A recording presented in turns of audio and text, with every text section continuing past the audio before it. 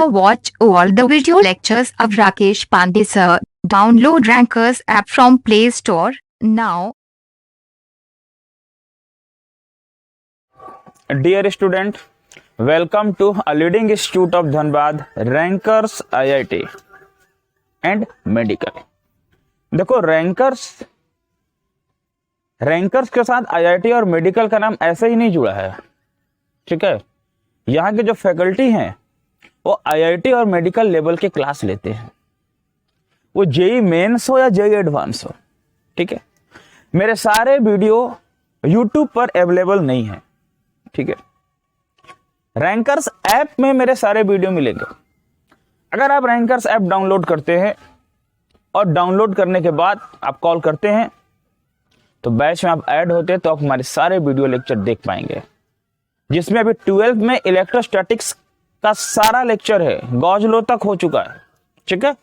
आज मैं JEE mains advance के पॉइंट ऑफ व्यू रखते हुए एक टॉपिक आपको डिस्कस कर रहा हूं, ठीक है ना।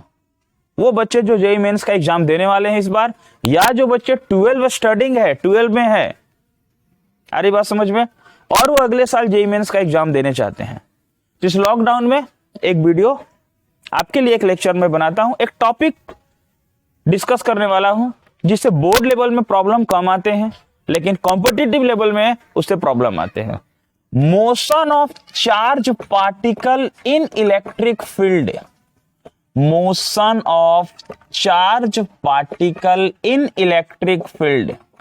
इलेक्ट्रिक फील्ड में चार्ज पार्टिकल का मोशन।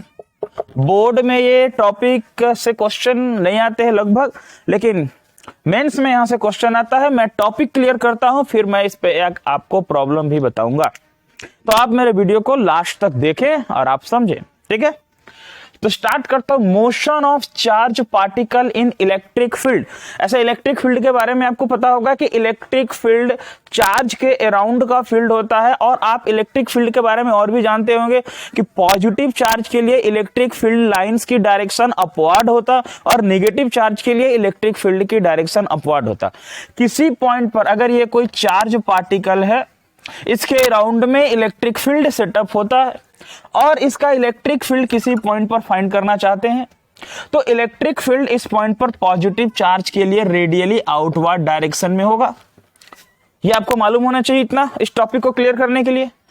अगर कोई नेगेटिव चार्ज है और किसी पॉइंट पर इलेक्ट्रिक फील्ड फाइंड करना है तो वो इनवर्ड होगा, रेडियली इनवर्ड होगा, रेडियस के अलोंग इनवर्ड में होगा।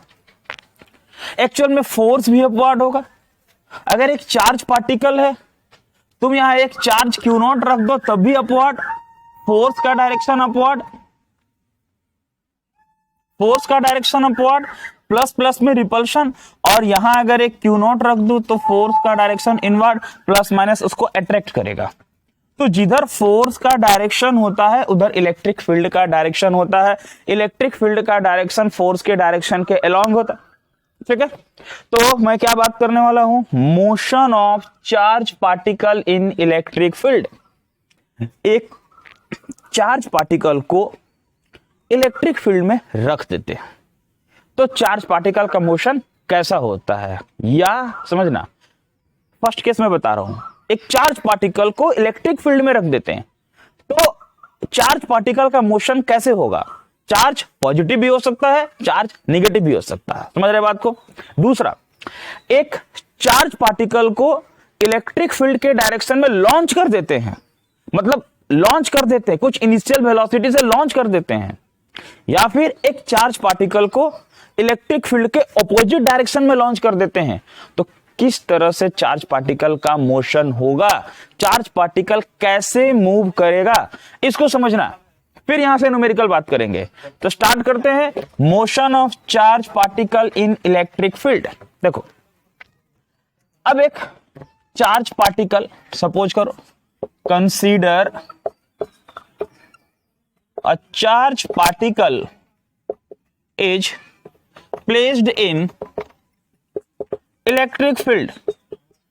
अब अगर चार्ज पार्टिकल को इलेक्ट्रिक फील्ड में रख दो, सपोज करो यहां चार्ज पार्टिकल को इलेक्ट्रिक फील्ड में रखती है और इधर इलेक्ट्रिक फील्ड है, क्या होगा।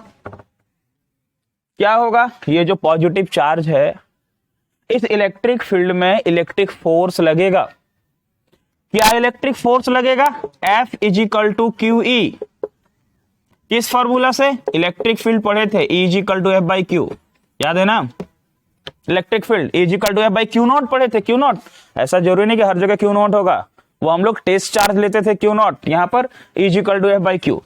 तो F is equal to Q E, मतलब फोर्स किधर लगेगा, फोर्स किधर लगेगा, चार्ज पार्टिकल के अलोंग में लगेगा। जिधर इलेक्ट्रिक फील्ड है ये फोर्स का डायरेक्शन भी उधर ही होगा, और ये चार्ज पार्टिकल इलेक्ट्रिक फील्ड के डायरेक्शन में एक्सेलरेट करेगा।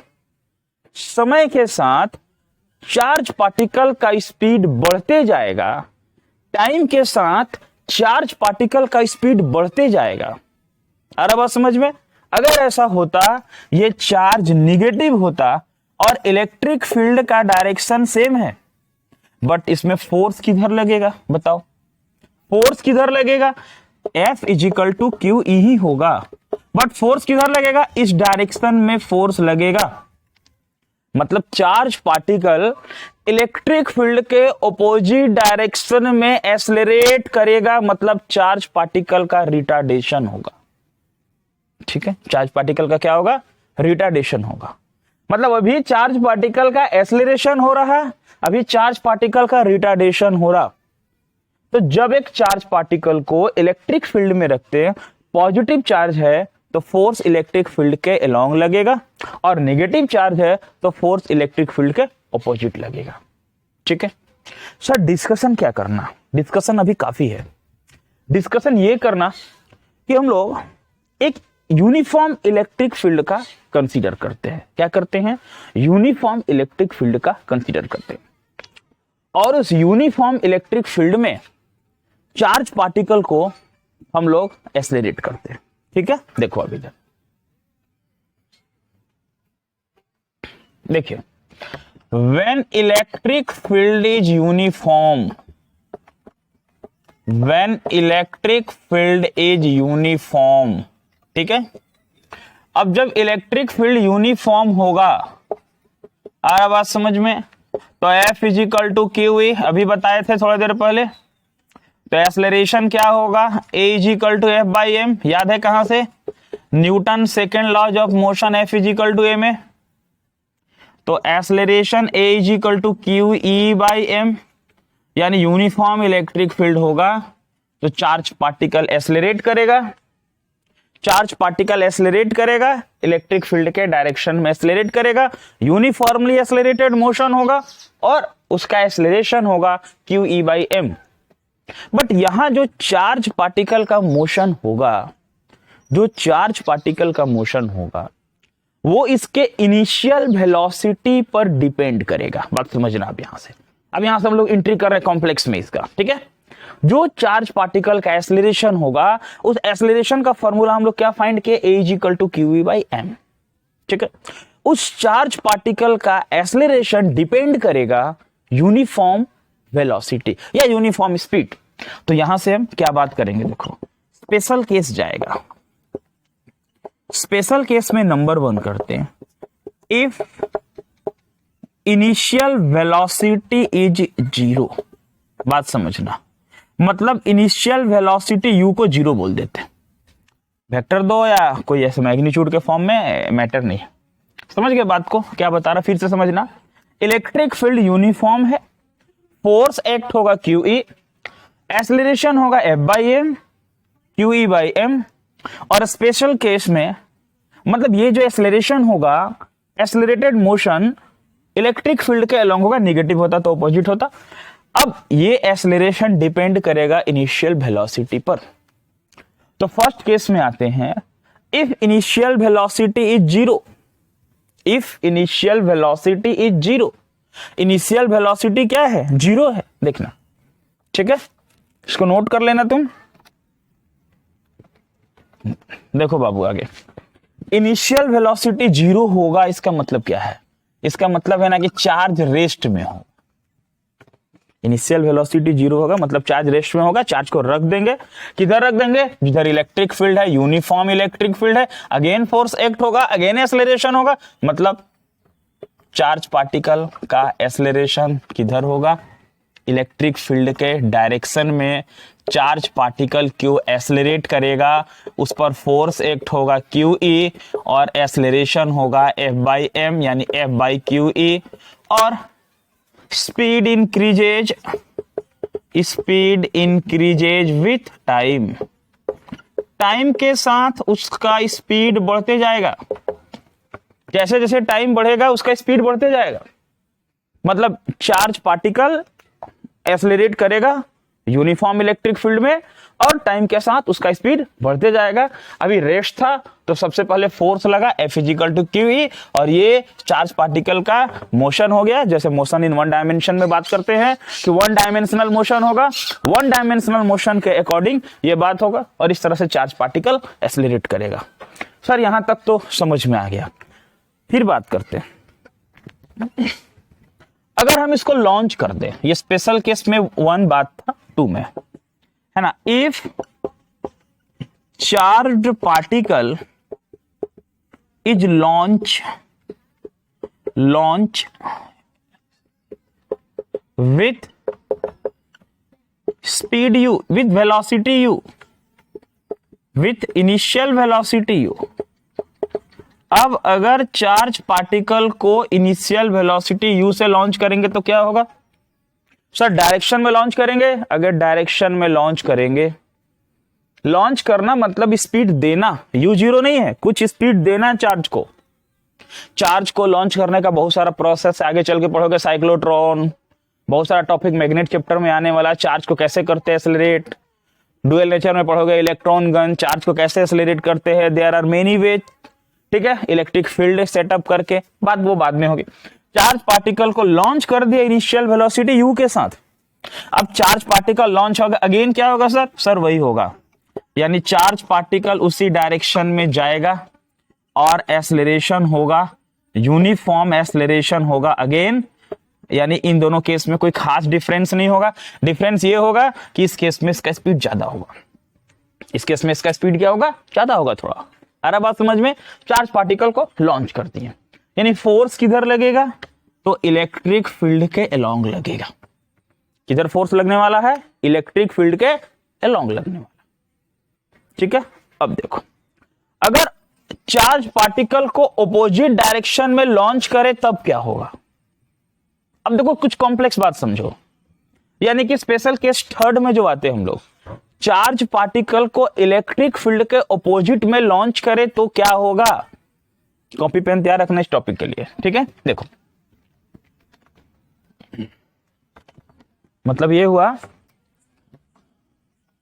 When charged particle is launched in the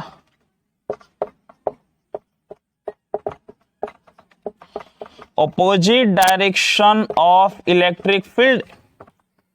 अब अगर चार्ज पार्टिकल को, मान लो ये इलेक्ट्रिक फील्ड है और हम इस चार्ज पार्टिकल को इधर लॉन्च कर दे, ऑपोजिट डायरेक्शन में लॉन्च कर दे, इलेक्ट्रिक फील्ड के उल्टा में लॉन्च कर दे, ठीक है, समझो बात।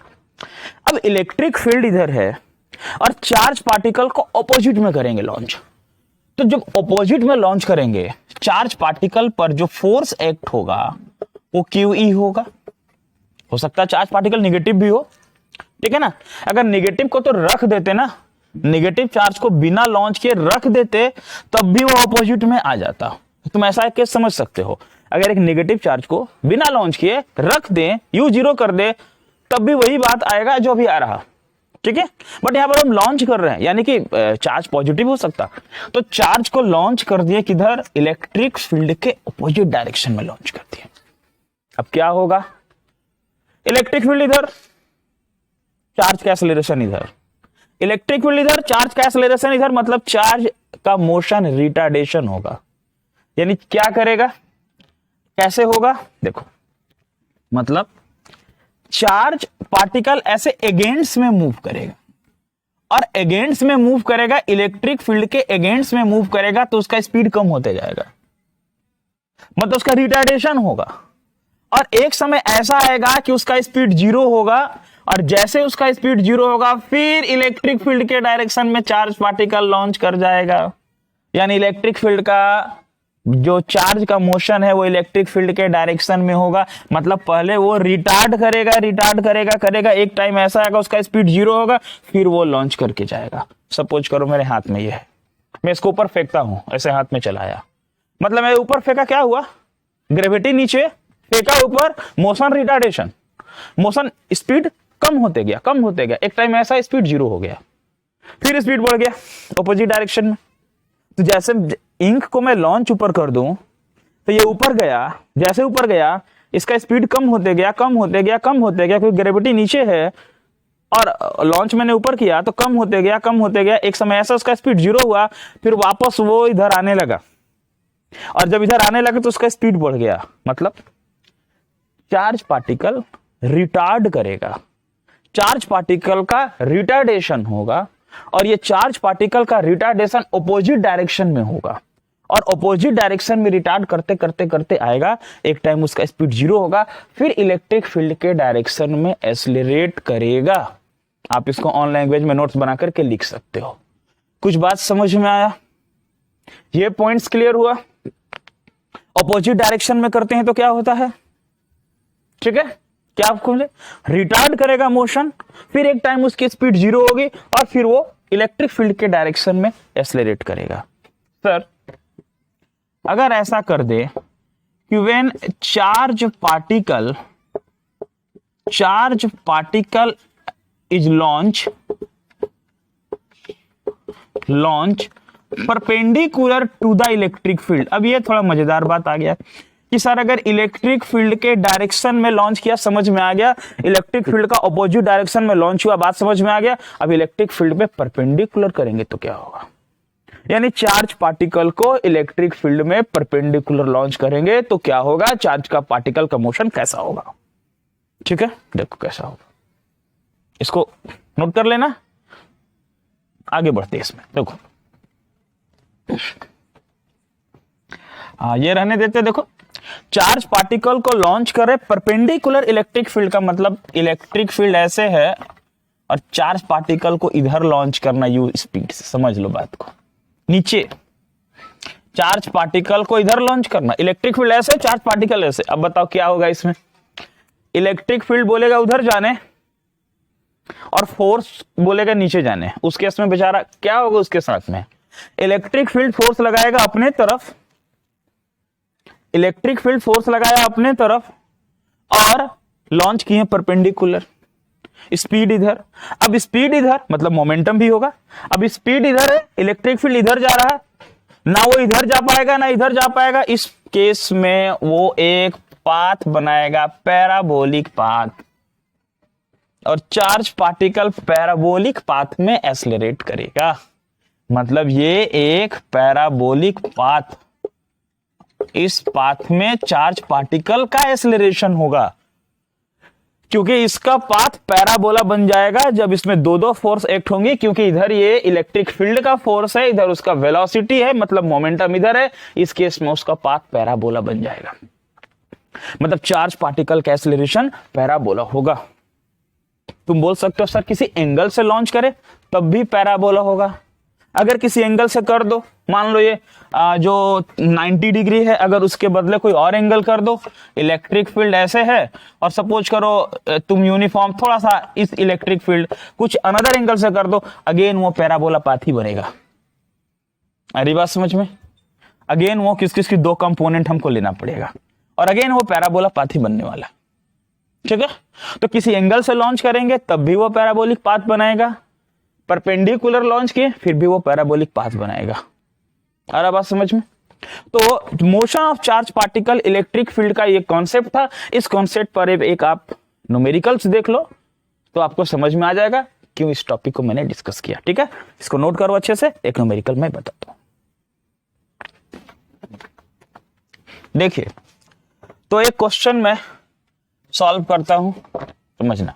देखो न्यूमेरिकल सॉल्व करने के लिए थ्योरी का कॉन्सेप्ट का जरूरत है, इतना मालूम होना चाहिए आपको। जब तक कॉन्सेप्ट नहीं है डायरेक्ट न्यूमेरिकल आप नहीं बना सकते हैं, ठीक है। क्या क्वेश्चन है, ऐसा एक प्लेट है जिसमें इस प्लेट का लेंथ L है, बात समझना, इस प्लेट का लेंथ L है और इलेक्ट्रिक फील्ड सेटअप है इस प्लेट के अंदर में। मतलब हो सकता है यहां प्लस दे दे, यहां माइनस दे दे। अगर कोई यहां प्लस प्लस चार्ज दे दे, कोई माइनस दे दे, तो प्लस से माइनस में लाइन जाता है ना इलेक्ट्रिक फील्ड का, तो इलेक्ट्रिक फील्ड सेटअप हो गया। बहुत बार सबको प्रॉब्लम होता है क्यों इधर लाइन जाता है, हो सकता प्लस माइनस प्लेट में दे दे तो इधर सेटअप हो गया, उधर माइनस इधर प्लस दे दे ऊपर में इलेक्ट्रिक फील्ड सेटअप हो गया, ऐसा हो सकता। इस प्लेट का जो सेपरेशन है, अगर उसको हम ए कंसीडर कर ले, प्लेट का सेपरेशन को स्मॉल ए कर लेते कंसीडरेशन, आप आर डी ऐसा कुछ कर सकते हैं। इस प्लेट में इलेक्ट्रिक फील्ड सेटअप हो रहा है इस डायरेक्शन में, हम बता रहे हैं प्लस माइनस होगा इसलिए सेटअप हो रहा। अभी क्या करते हैं कि इस प्लेट के मिडिल में, मिड पॉइंट मतलब अगर ए है इलेक्ट्रिक फील्ड तो ये पॉइंट ले लेते हैं जहां a/2 होगा। इस मिड पॉइंट पर एक चार्ज पार्टिकल Q जिसका मास m है उसको लॉन्च करते हैं, बात समझना। इस मिड पॉइंट पर एक चार्ज पार्टिकल -q को रखते हैं और उसको लॉन्च करते हैं हम इनिशियल वेलोसिटी u के साथ, ठीक है, बात समझना। क्वेश्चन का लेवल, एक चार्ज पार्टिकल -q को +q भी ले सकते हैं, आप एक कॉन्सेप्ट समझो। ये एक चार्ज पार्टिकल -q को लॉन्च करते हैं इनिशियल वेलोसिटी u के साथ। फाइंड क्या करना है, what should be the minimum speed or velocity so that it means charge particle does not hit the plate,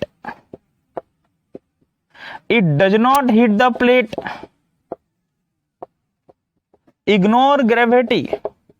समझिए कितना स्पीड से इस चार्ज पार्टिकल को लॉन्च करें हम, कितना स्पीड से इस चार्ज पार्टिकल को लॉन्च करें, वो भी नेगेटिव लिए पॉजिटिव भी लेते, कितना स्पीड से इस चार्ज पार्टिकल को लॉन्च करें ताकि वो चार्ज पार्टिकल इस प्लेट से बिना टकराए निकल जाए। देखो अगर आप बहुत ज्यादा स्पीड से कर देते हो तो जल्दी टकरा जाएगा क्योंकि इसका पाथ पैराबोलिक बन जाएगा यहां से। आप समझ रहे हैं बात, अभी बात किए थे कि पैराबोलिक पाथ बनेगा ये, क्योंकि इलेक्ट्रिक फील्ड का डायरेक्शन ये है, तो पाथ पैराबोलिक बन जाएगा। तो अगर बहुत ज्यादा स्पीड से हम करें तो जल्दी टकरा जाएगा, ठीक है ना, या फिर सीधे भी निकल सकता कम स्पीड से करने से। तो मिनिमम स्पीड क्या होगा जिससे ये चार्ज पार्टिकल इस प्लेट को बिना हिट किए निकल जाए। पहले इस क्वेश्चन को लिख लो, फिर इसका सॉल्यूशन देखो, ठीक है। अब देखो इसका सॉल्यूशन करते हैं हम लोग, कैसे करते हैं। मैं इस डायग्राम को दोबारा बनाता हूं, दोबारा नहीं इसी में काम कर देते हैं। देखो अगर स्पीड कम होगा तो जल्दी टकरा जाएगा, स्पीड ज्यादा होगा तो सीधे निकल जाएगा। अगर स्पीड, अब ऐसा करना है ना कि कम से कम मिनिमम स्पीड का मतलब यह है ना कि पैराबोलिक तो बनाएगा टच करके पास करे। क्या है, what minimum speed so that it does not hit the plate, plate को हिट नहीं करना, ये नहीं कि टकरा के इधर आ जाना, मतलब जस्ट टच करके पास कर जाए, उतना स्पीड हमको निकालना। ऐसा क्वेश्चन आएगा, न्यूमेरिकल यू का वैल्यू गिवन होगा, इलेक्ट्रिक फील्ड दिया होगा, सब कुछ दिया होगा, बट आपको अगर फॉर्मूला कॉन्सेप्ट नहीं पता है, बहुत कुछ है, तो आप नहीं सॉल्व कर पाएंगे। तो कितना मिनिमम, मतलब स्पीड अगर बहुत कम कर दे जल्दी टकरा गया, ज्यादा कर दे सीधे निकल गया, हमको मिनिमम स्पीड निकालना ताकि वो जस्ट टकरा के जाए। अब सपोज करो मिनिमम स्पीड, अब यहां से आगे इस लाइन को हम आगे बढ़ा दें तो ये पूरा लेंथ L है, तो ये लेंथ हो गया और ये डिस्टेंस a/2 हो गया, क्योंकि मिड पॉइंट में रखे। आ रहा बात समझ में, मिड पॉइंट में रखें, क्लियर है बात। तो मिनिमम स्पीड फाइंड करना है जिससे ये सीधे टच करके निकल जाए, ठीक है। अब अगर हम हॉरिजॉन्टल और वर्टिकल, देखो हॉरिजॉन्टल स्पीड कांस्टेंट होगा, जिस स्पीड से हम भेज रहे हैं उस स्पीड से वो जाएगा। तो हॉरिजॉन्टल स्पीड का अगर हम बात करते हैं, हॉरिजॉन्टल मोशन में तो हम सबसे पहले ये निकाल लेते हैं कि time taken by charged particle, time taken by charge particle to cross the plate. उस प्लेट को क्रॉस करने में, ये हॉरिजॉन्टल मोशन का हम बात कर रहे हैं, कितना टाइम लगा? तो time is equal to distance by speed, ठीक है ना। फॉर्मूला क्या है यहां पर पता है ना, v is equal to S by T, तो t is equal to S by V, और s क्या है, नहीं यहां से v is equal to S by T, तो t इज इक्वल टू क्या होगा, s by V, t is equal to, तो s क्या है, डिस्टेंस, यहां डिस्टेंस क्या है, जो प्लेट का लेंथ है l, और v क्या है, जिस स्पीड से लॉन्च किए। क्लियर है बात? देखो t is equal to time is equal to distance by speed या वेलोसिटी। डिस्टेंस क्या है, जितना इसका लेंथ है, यानी लेंथ l है, और v से लॉन्च किया, ये टाइम निकल गया। ये हॉरिजॉन्टल मोशन में बात आ गया। अब अगर बात करते हैं फॉर वर्टिकल मोशन, देखो हमने उसको लॉन्च किया हॉरिजॉन्टल डायरेक्शन में, इसलिए वर्टिकल मोशन में वेलोसिटी का कंपोनेंट 0 होगा, यानी वर्टिकल मोशन के लिए u का वैल्यू 0 होगा। आप 11 में अगर जरा भी 11 में अगर आप पढ़े होंगे, सॉरी आप 11 में पढ़े होंगे प्रोजेक्टाइल मोशन, तो प्रोजेक्टाइल मोशन में आपने ये देखा होगा कि किस तरह से पार्टिकल का पाथ बनता पैराबोला में, है ना, और वर्टिकल और हॉरिजॉन्टल के लिए u का कंपोनेंट हम लोग कैसे लेते, 0 कब लेते। तो वर्टिकल मोशन के लिए हॉरिजॉन्टल, ये हॉरिजॉन्टल के लिए था, ये हॉरिजॉन्टल यहां पहुंचने के लिए टाइम निकला। अब ये वर्टिकल, क्योंकि पैराबोला है मतलब क्या, हॉरिजॉन्टल और वर्टिकल, तभी पाथ पैराबोलिक बना, हॉरिजॉन्टल एंड वर्टिकल हो तभी पाथ पैराबोलिक बना, ठीक है। तो वर्टिकल मोशन के लिए अगर s इज इक्वल टू हम फॉर्मूला लगा दे ut plus half at square, तो s हमारा क्या होगा, डिस्टेंस क्या होगा, डिस्टेंस होगा a बाई टू, डिस्टेंस होगा a बाई टू, ये distance vertical half, u0 vertical motion के लिए u0 0 into T plus half at square. t का वैल्यू पता है, a का वैल्यू भी निकालो, कैसे देखो, a by two is equal to ये 1 बाई टू at स्क्वायर, ये a याद रखो, कंफ्यूज नहीं करना, ये a डिस्टेंस है और ये एक्सेलरेशन है। आप नहीं तो फिर उसको d कर देना डिस्टेंस, तो ये d बाई टू हो जाएगा, तो ये d बाई टू होगा, कंफ्यूज मत होना, बात समझ लो। ये a बाई टू क्या है, ये हाफ डिस्टेंस है। मैं स्टार्ट में अगर लेता d तो d या r ले लेते तो r बाई टू होता। ये एक्सेलरेशन है जिससे पार्टिकल एक्सेलरेट करता, तो एक्सेलरेशन का क्या होगा बोलो, एक्सेलरेशन का देखो निकालते कैसे, हम तुमको एक्सेलरेशन पहले निकाल देते, बोलो। अभी हम लोग पढ़े F is equal to Q E, A is equal to F by M, That means A is equal to Q E by M, यानी A का प्लेस में ये पुट करेंगे वैल्यू, और T का प्लेस में क्या करेंगे, L बाई क्यू। नोट कीजिए, जगह का कमी है स्पेस का, अब की बार रखते तो टोटल ये आंसर आ जाएगा। समझ में आ रहा बात? तो वही बात बोले ना, ये A डिस्टेंस है और ये एक्सेलरेशन है। देखो देखो कितना सिंपल बात आता है, A by two is equal to half a square means q E by m का square, a square q E by m into t square, मतलब l बाई यू का स्क्वायर, ठीक है। इसमें 2 कैंसल हो गया बोथ साइड में, यहां से तुम कैलकुलेट करना, u is equal to root under, मेरे हिसाब से यू स्क्वायर होगा ना, तो रूट अंडर ए में चला आएगा, बाई में थोड़ा कर लेना कैलकुलेशन, ठीक है। और ऊपर में क्या बच जाएगा, Q square E square, q E और कौन बच जाएगा, यू स्क्वायर ना, यू तो निकालना, q E L square, q E L square by A में, ठीक है। ये वैल्यू u का चला आया यहां पर Q E L square by M A, मतलब मान लो कि आपको इस तरह का प्रॉब्लम आ जाए और आपको कॉन्सेप्ट क्लियर नहीं हो तो आपको प्रॉब्लम में फंस जाएंगे। इसलिए ये मास क्या है, तो इलेक्ट्रॉन का मास है, नहीं भी दिया रहेगा। एक्सेलरेशन बहुत बीच में होता है, u0 है, s दिया हुआ, डिस्टेंस दिया, वहां से हम जो मोशन इन वन डायमेंशन में जो काइनेमेटिक इक्वेशन ऑफ मोशन जानते हैं, v equal to U plus A T, S is equal to U T plus half A T square, उन सबों का यूज करके यहां से प्रॉब्लम और बनेगा, जिस कॉन्सेप्ट पर आप प्रॉब्लम बना सकते हो। तो माय डियर स्टूडेंट, मैं आपको यही बोलता हूं, आज इस वीडियो को देखें, आप पढ़े, ठीक है। और रैंकर्स इंस्टीट्यूट जो स्टील गेट में है ना, आप देखेंगे रैंकर्स इंस्टीट्यूट में हमारे फिजिक्स, केमिस्ट्री, मैथमेटिक्स के सारे फैकल्टी बोर्ड लेवल के साथ साथ जेई मेंस एडवांस लेवल के क्लास करवाते हैं, और हर साल बच्चों का रिजल्ट अच्छा होता है, ठीक है। तो आप इसे देखें, समझे। Best of luck for the examination. और 12 स्टडिंग स्टूडेंट ध्यान दें, ठीक है ना, आपको ही मेंस क्लियर करना है, क्योंकि लॉकडाउन क्या हुआ, ये बोर्ड छोटा है तो क्या हुआ, मन में उदासी नहीं रखना, हौसला बहुत बड़ा है, ठीक है। मेरा हौसला बड़ा, आपका भी हौसला बड़ा होना चाहिए, ठीक है। फिर मिलते हैं अगले वीडियो लेक्चर में, ऐसे ही जेईई मेंस एडवांस के कुछ टॉपिक लेकर के। चलिए, तब तक मिलते हैं आपसे, बाय।